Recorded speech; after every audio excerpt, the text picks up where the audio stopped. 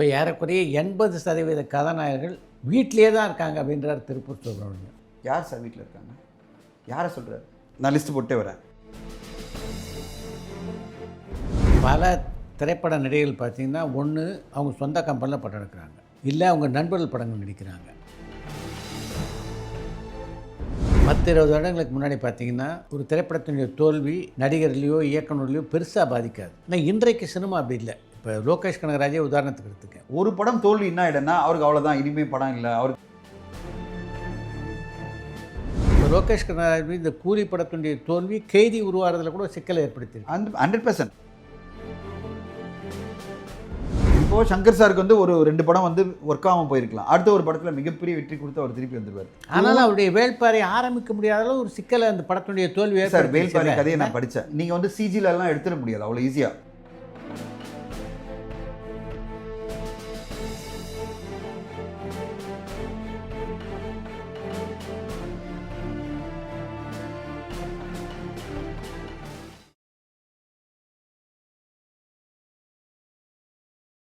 இப்போ ஏறக்குறைய 80% கதாநாயகர்கள் வீட்டிலே தான் இருக்காங்க அப்படின்றார் திருப்பூர் சுப்ரமணியம். அதெல்லாம் சும்மா சார். நான் அதெல்லாம் வந்து எனக்கு வந்து எந்த பேசிஸில் சொல்கிறாருன்னு எனக்கு ஒன்றுமே புரியல. சார், நாங்கள் வந்து மேக்சின் உங்களுக்கு கொண்டு வரோம், எவ்ரி மந்த் கொண்டு வரோம். இதில் நீங்கள் எடுத்தீங்கன்னா நாங்கள் வந்து அதை அவருக்கும் மேக்சின் போகுது சார். அவர் ஏன் பார்க்க மாட்டேன்னு தெரியல. ரஜினிகாந்த் சார் பார்த்தீங்கன்னா ஜெயிலு 2ல் பிஸியாக இருக்கார். அடுத்த படம் 173 ஆரம்பிக்குது. கமல் சார் அடுத்த படத்தில் வந்து அரசியல் ப்ளஸ் இதில் பிஸியாக இருக்கார். விஜய் சார் ஜனநாயகன் அரசியல் பிஸியாக இருக்கார். அஜித் சாரை பொறுத்தவரையும் வந்து அவர் முதலேருந்தே ரேஸில் ரொம்ப பிஸியாக இருக்கார். ஓகேங்களா? அதில் படம் வந்து இவருக்கு அடுத்த படம் ஆரம்பிக்கிறது. நீங்கள் சொல்கிற 3-4 பேர் பார்த்தா காரணங்கள் தான் வேறு யாருக்கே தவிர படப்பிடிப்பு இல்லையே. அது படப்பிடிப்பு இல்லைன்னா சம்பளத்தினால கிடையாது, சம்பளம் கிடையாது. ரஜினி சார் பிஸியாக இருக்கார். அடுத்த படத்தில் வந்துட்டு இருக்கு. கமல் சாரை பொறுத்தவரையும் அரசியல் தான். இப்போ அடுத்து வாங்க, இப்போது சூர்யா சார் தொடர்ந்து 3 படம் போயிட்டுருக்கு. விக்ரம் சார் வந்து அவர் படம் ஆரம்பிக்கிறோம், அந்த படத்தில் ஷூட்டிங்காக வெயிட் பண்ணிட்டு இருக்காங்க. தனுஷ் சார் 4 படத்துக்கு பிஸியாக இருக்கார். சிவகார்த்திகேயன் 2வது படம் போயிட்டுருக்கு. இப்போ இந்த படம் வந்துடுச்சு, பராசக்தி அடுத்த படம். இப்போ நீங்கள் வந்து கார்த்தி சார் எடுத்தீங்கன்னா 4 படத்தில் பிஸியாக இருக்கார். இப்போது சிலம்பரசன் அவர்கள் அரசன், அது பிறகு வந்து அஸ்வத் மாரிமுத்து படத்தில் ஆரம்பிக்கிறாங்க. ரவிமோகன் 4 படத்தில் பிஸியாக இருக்கார். விஷால் அவர்கள் மகுடம் படத்தை டைரக்ட் பண்ணி நடிச்சிட்டு இருக்காரு. ராகவராஜ் 3 படத்தில் நடிச்சிட்டு இருக்காரு. ஆர்யா 3 படத்தில் நடிச்சிட்டு இருக்காரு. விஜய் சேதுபதி 5 படத்தில் நடிச்சிட்டு இருக்காரு. எடுத்து பாருங்க. பிரதீப் ரங்கநாதன் எல்லைக்கே அடுத்த படம் டைரக்ட் பண்ணி நடிக்க போறாரு. மாதவன் 3 படத்தில் நடிச்சிட்டு இருக்காரு. விஷ்ணு விஷால் 4 படத்தில் நடிச்சிட்டு இருக்காரு. விஜய் ஆண்டனி 3 படத்தில் நடிச்சிட்டு இருக்காரு. அருண் விஜய் 3 படத்தில் நடிச்சிட்டு இருக்காரு. ஜீவா 3 படத்தில் நடிச்சிட்டு இருக்காரு. யார் சார் வீட்டில் இருக்காங்க? யாரை சொல்கிறார்? நான் லிஸ்ட்டு போட்டே வரேன். சூரி 3 படத்தில் 2வது படம் ஆரம்பிக்க போகிறார். மண்டாடி, அது பிறகு உடனே அடுத்த படம் ஆரம்பிக்கிறாரு ரவிக்குமார் படத்தில். ஆர்ஜே பாலாஜி டைரக்ஷனில் பிஸியாக இருக்கார். எம் சசிகுமார் 5 படம் நடிச்சிட்டு இருக்காரு. ஓகேங்களா? பிரபுதேவா 4 படம் போயிட்டுருக்கு. அதில் 3 வாக்கிற படம் வரப்போகுது. அடுத்தது வந்து ஃப்ரீடம் படம் இது ரிலீஸ் ஆகணும். மயிலோட படம் இவருடைய படம் வரப்போகுது. சித்தார்த் 3 படம் ரெடி ஆகிட்டு இருக்கு. கவின் படம் 3 படம் ரெடி ஆகிட்டு இருக்கு. சார், இதெல்லாம் மோஸ்ட் பாப்புலர் ஆக்டர்ஸ். அது பிறகு இன்னும் அடுத்த லிஸ்ட் இருக்குது. இவங்க எல்லாருமே 3 படம் 4 படம் பண்ணிட்டு இருக்காங்க. இப்போ 80% நடிகர்கள் வீட்டில் இருக்காங்க சொன்னார். அந்த 80% யார்? நாங்கள் வந்து தமிழ் ஃபிலிம் ஆக்டிவிட்டீஸில் மேக்சினுக்கு கொண்டு வந்து இவ்வளோ டேட்டா கொடுக்குறோன்னா டேட்டா வச்சு பேசுங்க. இந்த நடிகர்லாம் வீட்டில் உட்காந்துருக்கார் பிகாஸ் அவருக்கு வந்து பட்ஜெட் இல்லை, அதாவது யாரும் தயாரிப்பாளர் இல்லைன்னு சொல்லுங்கள். எங்களுக்கு டேட் கிடைக்கல சார், அந்த பிரச்சனையில் இருக்கோம் நாங்கள். எங்களுக்கு எப்படியாவது டேட் கிடைக்காதா? அதாவது அடுத்த படம் விஷால் உடனே தொடங்க மாட்டாரா? அடுத்த படத்தை வந்து விஜய் சேதுபதி டேட் கொடுக்க மாட்டாரா? அப்படின்ற எதிர்பார்ப்பில் தான் தயாரிப்பாளர்கள்லாம் காத்துட்ருக்காங்க. ஏன்னா இன்றைக்கி முன்னணியில் இருக்கிற நடிகர்கள்லாம் நம்ம வந்து இனிமேல் அஜித் சாரோ இல்லை விஜய் சாரோ நம்மளுக்கு கிடைக்க மாட்டாங்க. சூர்யா சார் பயங்கர பிஸியாக இருக்கார். கார்த்தி சார் பயங்கர பிஸியாக இருக்காருன்னா அப்போ யார் கிடைப்பாங்களோ அவங்களோட டேட் கிடைப்பாங்க. பார்த்தா விஜய் ஆண்டனி கூட அவைலபிள் கிடையாது. நான் சொல்கிறது, அவருக்கு அவ்வளோ பெரிய பிஸ்னஸ் இருக்குது. அவர் 4 படத்தில் பிஸியாக இருக்கார். ஒரு இன்வெஸ்டர் வந்து எங்கிட்ட ரொம்ப ரெக்வஸ்ட் பண்ணுறாரு, விஜய் ஆண்டனி படத்தை ஒன்று ஆரம்பிக்கணும் நெக்ஸ்ட் இயர், எனக்கு பண்ணி கொடுங்கன்னா. அவர் ஒரேடியாக சொல்லிட்டார், 4 படம் எனக்கு இருக்குது அடுத்த வருஷம், எங்கிட்டே வராதிங்க அப்படின்ட்டார். 2027 டேட் கொடுக்குறேன்றார். அருண் விஜய் 3 படம் கமிட் பண்ணி வச்சிருக்காரு. இதில் பல திரைப்பட நடிகர்கள் பார்த்தீங்கன்னா, ஒன்று அவங்க சொந்த கம்பெனியில் படம் எடுக்கிறாங்க, இல்லை அவங்க நண்பர்கள் படங்கள் நடிக்கிறாங்க, இல்லை உறவினர்கள் படத்தில். சரியான சில பேர் தான். விஜய் ஆண்டனி மாதிரி தான் சில பேர் தான். அருண் விஜய் சொந்த படம் எடுக்கல. விஜய் சார் அவரோட நண்பருக்காக பண்ணல. கேவிஎன் வந்து வேறு ப்ரொடக்ஷன் தான். அஜித் சார் வந்து அவருக்காக பண்ணல. ஸோ ரஜினி சார் அவருக்காக பண்ணவே இல்லை. எல்லாமே வெளிப்படங்கள் தான். கமல் சார் மட்டும் நீங்கள் சொல்லலாம். இப்போது ஓரளவு நீங்கள் விஷாலை சொல்லலாம், இல்லை வந்து விஜய் ஆண்டனி சொல்லலாம். சில பேர் தான் சொல்ல முடியும். சிவகார்த்திகன் பண்ணல, தனுஷாரே பண்ணல. தனுஷார் வந்து 1.5 பார் வச்சுக்கிட்டே அவர் வந்து சொந்தமாக பண்ணல. இப்போ அடுத்த படத்தில் அவர் ஃபஸ்ட் காப்பி தான் ஒருத்தர் பண்ணுறாரு தவிர அவர் ஒன்றும் 1.5 பார் நிறுவனத்து மூலமாக படங்கள் பண்ணிட்டு இல்லை. அப்போது நீங்கள் சொல்கிற மாதிரி எல்லாருமே சொந்த படம் எடுத்துகிட்டு போகல. இப்போ நான் எதுக்காக இந்த லிஸ்ட்டு படித்தேன்னா, இந்த மேக்ஸில் நீங்கள் பார்த்தாலே தெரியும் எதுக்காக நாங்கள் அப்டேட் பண்ணி கொடுத்துட்டே இருக்கோம்னா, இண்டஸ்ட்ரியில் ஒரு தவறுதலான புரிதலோ இல்லை பிம்பத்தையோ நம்ம கிரியேட் பண்ண வேணாம் அப்படின்னு. அவ்வளோ டிமாண்ட் இருக்குது, நடிகர்களுக்கு டிமாண்ட் இருக்குது. நம்ம தனுஷ் சார் டேட்டே கிடையாது சார். 2027 வரைக்கும் ஒரு டேட் கிடையாது. நான் நடுவில் வந்து ஒருத்தர் கேட்கும்போது நான் அவங்க டீமில் கேட்கும்போது ஒரே வார்த்தை சொன்னாங்க 27 வரையும் சார் டோட்டலாக பிஸி, 28க்கு அடுத்தது நடுவில் கமிட் ஆகிடும் அப்படின்னாரு. ஸோ அப்போ அவங்க வந்து பெரிய ஒரு இயக்குனர் வரும்போது ஒரு டேட் வச்சிருப்பாங்க, ஸ்லாட் வச்சிருப்பாங்க. அந்த ஸ்லாட் நம்மளுக்கு கொடுத்துட மாட்டாங்க, நேச்சுரல். ஓகேங்களா? ஒரு பெரிய இயக்குனர் திடீர்னு வந்து அவர் அவங்களுக்கு எக்ஸைட் ஆகக்கூடிய ஒரு ப்ராஜெக்ட் அவங்க கமிட் ஆவாங்களே தவிர 27 வரையும் அவர் லாக்டு. நீங்கள் அவரில் ஆரம்பித்து நான் சொல்கிறது மாதவன் 2 வருஷம் லாக்டு. மாதவனுக்கு அவைலபிளே கிடையாது, அவர் அவ்வளோ பிஸி, ஹிந்தி தமிழ் தெலுங்கு அப்படின்னு சொல்லிட்டு. அவர் ஜிடி நாயுடு இது பண்ணிட்டு இருக்காரு, அடுத்து ஒரு படம் பண்ணிட்டு இருக்காரு, அடுத்து ஹிந்தியில் 2 படம் பண்ணிட்டு இருக்காரு. அதே மாதிரி எல்லா நடிகர்களுமே 4 படம் கம்மியாக யாருமே இல்லை. ரவிமோகன் 2 வருஷம் இல்லை. நடுவில் ஒரு படத்துக்காக நம்ம வந்து அப்ரோச் பண்ணி நான் ஒரு ஈவெண்ட்டில் பார்த்து ரொம்ப ரிக்வெஸ்ட் பண்ணேன். அப்போ உடனே சொன்னேன், சார் 2 வருஷம் விட்டுருங்க சார், அப்புறமா பார்க்கலான்னு.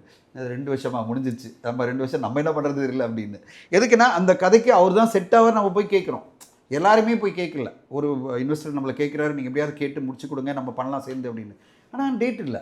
இதுதான் யதார்த்தம். ஓகே, அவர் பணம் அவருக்கு தேவைப்படுது, அவருடைய ப்ரொடக்ஷனுக்கு பணம் தேவைப்படுறதுனால அவர் சும்மா உட்காந்துல்ல. நம்ம அப்படி ஒரு பிம்பத்தை உருவாக்கக்கூடாது அப்படின்றதுக்காக தான் நான் சொல்கிறேன். அவருக்கு படம், அவர் ஓன் ப்ரொடக்ஷன் ஆரம்பிக்கிறாரு, அவரே டைரக்ட் பண்ணுறாரு போது அவருக்கு பணம் தேவைப்படும். அதனால ஒரு சின்ன ஒரு சிக்கல் இருக்கலாம், அது ஓவர் கம் பண்ணிட்டாரு. ஆனால் அதை வந்து நம்ம பிம்பம் ஒன்று கிரியேட் பண்ணக்கூடாது. இல்லை அவருக்கு படமே இல்லை அப்படிலாம் கிடையாது. கராத்தே படம் முடிஞ்சிருச்சு, இப்போ அடுத்த படம் ஆரம்பிக்கிறாங்க, அடுத்த 2 படம் அவரோட ஓன் பேனலில் போயிட்டுருக்கு. ப்ரோ கோடுக்கு பெரிய எதிர்பார்ப்பு இருக்குது. ஓடிடி பிளாட்ஃபார்ம்லாம் அதை பெரிய விலை கொடுத்து வாங்க ரெடியாக இருக்காங்க. அப்போது பெரிய நடிகர்கள் நடித்த படம்னாலே ஓடிடி பிளாட்ஃபார்மும் ரெடியாக இருக்காங்க, இன்வெஸ்டர்ஸும் ரெடியாக இருக்காங்க, அவங்களும் பிஸியாக இருக்காங்க.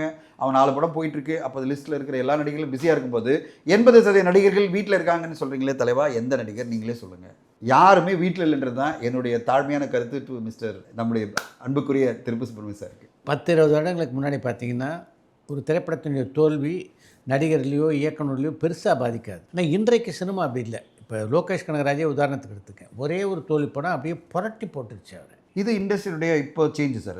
அது வந்து அவருக்கு மட்டும் இல்லை, நான் சொல்கிறது நடிகர்களுக்கும் சரி, தயாரிப்பாளர்களுக்கும் சரி. ஒரு தோல்வி என்னை மொத்தமாக புரட்டி போட்டுரும், எழுந்துக்கவே முடியாது என்ன. அதாவது ஒரு தயாரிப்பாளரை ஃபைனான்ஷியலாக எழுந்துக்க முடியாதுன்னா இயக்குனரை தூக்கி வச்சு போயிட்டே இருப்பாங்க. ஏன்னா அவரை பற்றி சரக்கு தீர்ந்துச்சு அப்படின்ற மாதிரி ஆரம்பிப்பாங்க. எல்லாருமே ஒரு பிம்பத்தை உருவாக்கிடுவாங்க. ஒரு படம் தோல்வி என்ன ஆகிடும்னா அவருக்கு அவ்வளோதான், இனிமேல் படம் இல்லை, அவருக்கு வந்து படம் இல்லைன்னா இனிமேல் அவரால் வந்து பெரிய ஹிட்டெல்லாம் கொடுக்க முடியாது. அதெல்லாம் உண்மையே கிடையாது சார். இப்போது மணி சாரை பொறுத்தவரையும் பல முறை அவரை சொல்லியிருக்காங்க. அவர் மீண்டும் மீண்டும் மீண்டும் இந்த இண்டஸ்ட்ரிக்கு 40 வருஷமாக என்ன சொல்லிட்டு இருக்காரு, is one of the top most directors. No doubt. நீங்கள் வந்து சொல்லிகிட்டே இருப்பீங்க, அவர் வந்து முடிஞ்சிருச்சின்னு சொல்லும்போது பார்த்தீங்கன்னா திடீர்னு வந்து ஒரு அலைப்பாய்து ஒன்று கொடுப்பாரு, மிகப்பெரிய வெற்றி கொடுப்பாரு. அது பிறகு எல்லாருமே ஒரு 2-3 படம் தோல்வி அடையும். அது பிறகு பார்த்தீங்கன்னா மிகப்பெரிய வெற்றி படமாக ஒன்று கொடுப்பாரு. இன்றைக்கும் பல நடிகர்கள் சேர்ந்து ஒர்க் பண்ணணும்னு ஆசைப்படுற இயக்குனராக மணிரத்னம் இருக்காரா இல்லையா? இல்லை. ஸோ அதுதான் சொல்ல வரேன். இப்போது சங்கர் சாருக்கு வந்து ஒரு 2 படம் வந்து ஒர்க் ஆகாமல் போயிருக்கலாம், அடுத்த ஒரு படத்தில் மிகப்பெரிய வெற்றி கொடுத்து அவர் திருப்பி வந்துடுவார். ஆனால் அவருடைய வேள்பாறை ஆரம்பிக்க முடியாத அளவு ஒரு சிக்கலை அந்த படத்தினுடைய தோல்வி. சார் வேள்பாறை கதையை நான் படித்தேன். அது வந்து ஒரு பெரிய பட்ஜெட்டில் எடுக்க வேண்டிய படம். அவ்வளோ மேக்கிங் நீங்கள் வந்து சிஜிலெலாம் எடுத்துட முடியாது அவ்வளோ ஈஸியாக. கூட்டமாக எல்லாத்துலேயும் ஆக்ஷன் சீக்வன்ஸு, அவ்வளோ பெரிய ஒரு பீரியடை நீங்கள் க்ரியேட் பண்ணணும். அந்த சேர சோழ பாண்டியர்கள் வாழ்ந்த காலத்தை க்ரியேட் பண்ணணும்னா அந்த பீரியடு ஒரு மலைப்பிரதேசத்தில் நடக்கிறது. அந்த மலைப்பிரதேசம் நடக்கிற பல பேருடைய வாழ்க்கையை காமிக்கணும்னா நினச்சாலே எனக்கு பிரமிப்பாக இருக்குது. நான் படித்து முடிச்சுட்டு நான் பயந்து போயிட்டேன், இந்த படத்தை எப்படா எடுக்கிறது அப்படின்னு. என்னென்னா எழுதுறது ரொம்ப ஈஸி. சு வெங்கடேசன் அவர்கள் ரொம்ப அருமையாக டிஸ்கிரிப்ஷனோட எழுதிட்டார். ஆனால் அதை எடுக்கணும்னு வரும்போது விஷுவலாக க்ரியேட் பண்ணணும்னா அனிமேஷனில் பண்ணிடலாம் சார், ஏஐயில் பண்ணிடலாம். ஏன்னா ஏஐயில் நீங்கள் வந்து ப்ராம்ப்ட் கொடுத்து கரெக்ட் பண்ணி நீங்கள் க்ரியேட் பண்ணிடலாம் சார். ஏன்னா உங்களுக்கு வந்து அது சிஸ்டம் காஸ்ட் தான், மேன் பவர் காஸ்ட்டு சார். இன்றைக்கி என்னை வந்து படம் எங்களுக்கு 2 படம் போயிட்டுருக்கு ஷூட்டிங். இன்றைக்கி கூட நான் பேசும்போது 2 படம் போயிட்டுருக்கு சார்.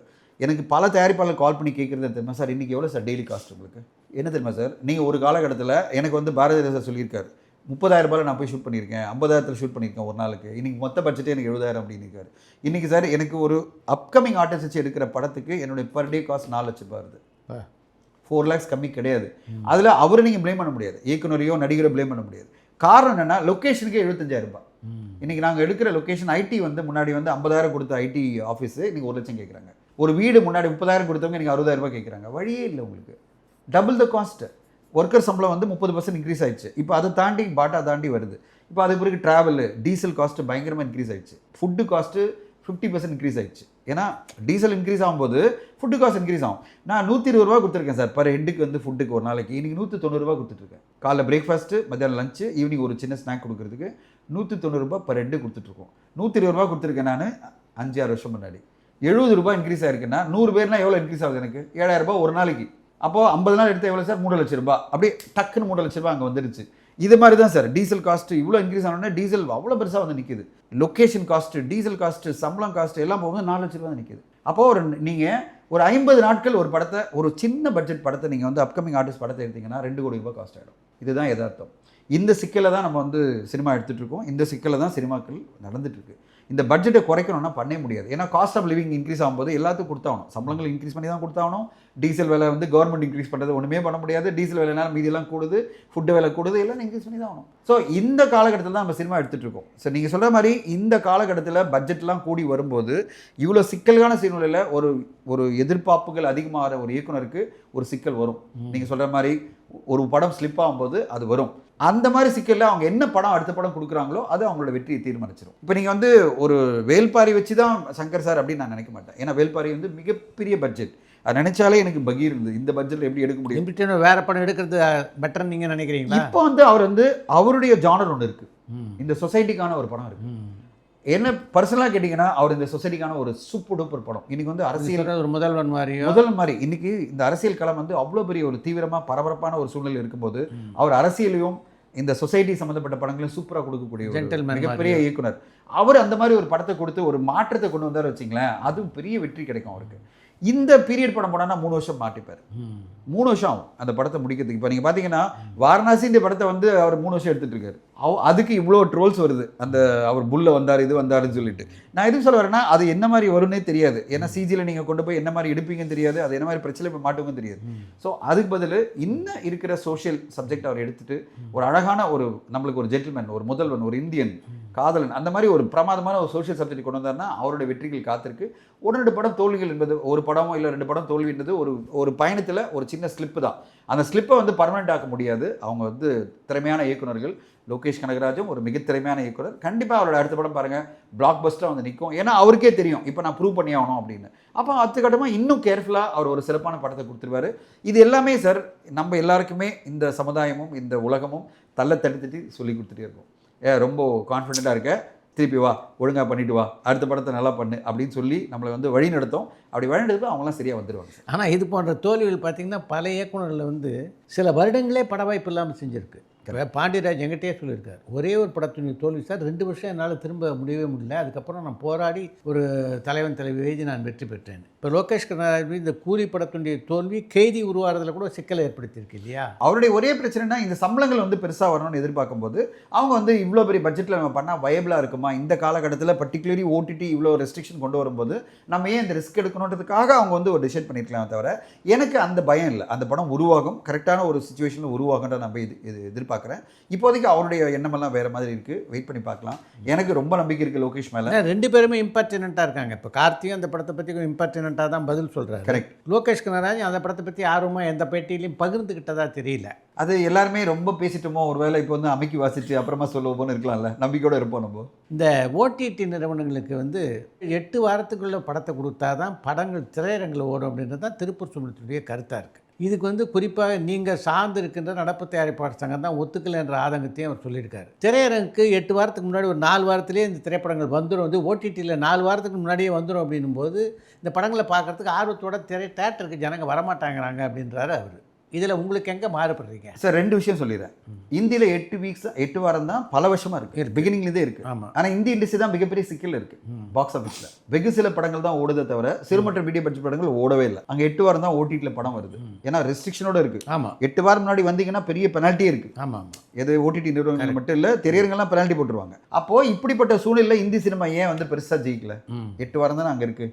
அப்போது 8 வாரம் என்பது பிரச்சனை இல்லை. பிரச்சனை வந்து கண்டென்ட் சரியாக இருந்ததுன்னா ஆடியன்ஸ் உள்ள வந்துடுறாங்கன்றது தான் இப்போ இருக்கிற யதார்த்த சூழ்நிலை. இப்போது ஓடிடியில் வெளிவந்த பிறகும் படத்தை பார்த்துட்டே இருக்காங்க.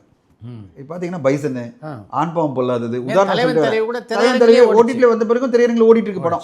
திரையரங்கில் மக்கள் போய் பார்த்துட்டு இருக்காங்க. நான் பார்த்தேன் சார், ரிலீஸ் ஆன பிறகு பைசன் படத்துக்கு வந்து அவ்வளோ பெரிய ரெஸ்பான்சிபிலிட்டி இருக்குது. 4 வாரம் இல்லை 6 வாரம் கழிச்சு ஓடிடியில் வந்த பிறகு பைசன் படத்தை திரையரங்கில் பார்க்குறாங்க. இது பல படங்களுக்கு நேர்ந்திருக்கு. இப்போ உதாரணமாக நான் சொல்லிட்டு வரேன். அப்படி வரும்போது ஓடிடினால தான் மக்கள் வந்து திரையரங்கு வரலன்றது இல்லை, கண்டென்ட். திரையரங்கு வந்து இன்றைக்கி நான் வந்து சென்னை டைம்ஸில் போட்டிருக்காங்க sir, theatres are not meant for mediocrity அப்படின்னு ஜேம்ஸ் கேமரன் சொல்லியிருக்காரு.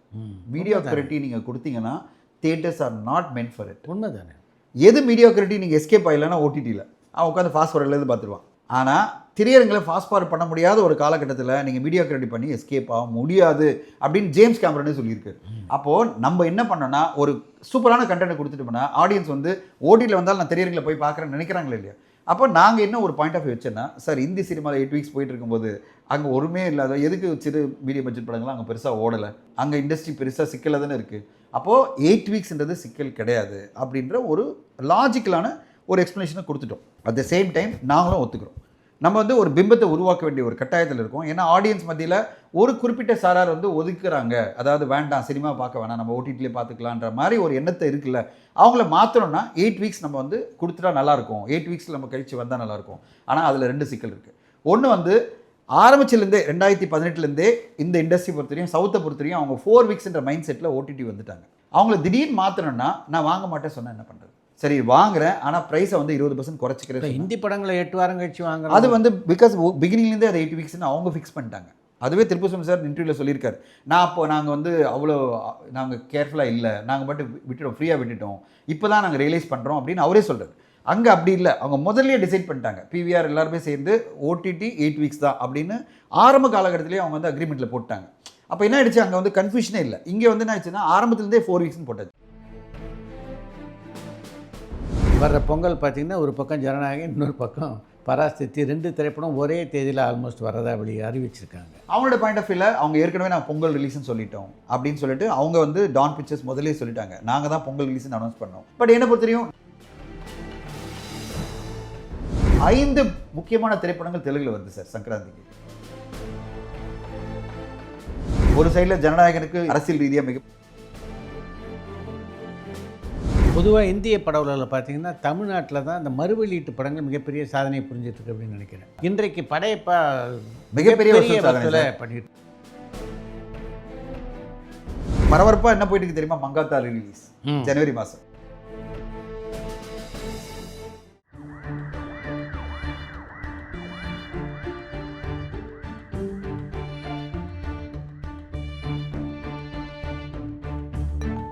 பரபரப்பான சினிமா செய்திகள், நட்சத்திரங்களின் பேட்டிகள், சினிமா வரலாறு ஆகியவற்றை பார்க்கவும் படிக்கவும் உங்களுக்கான இணையதளம் touringtalkies.co.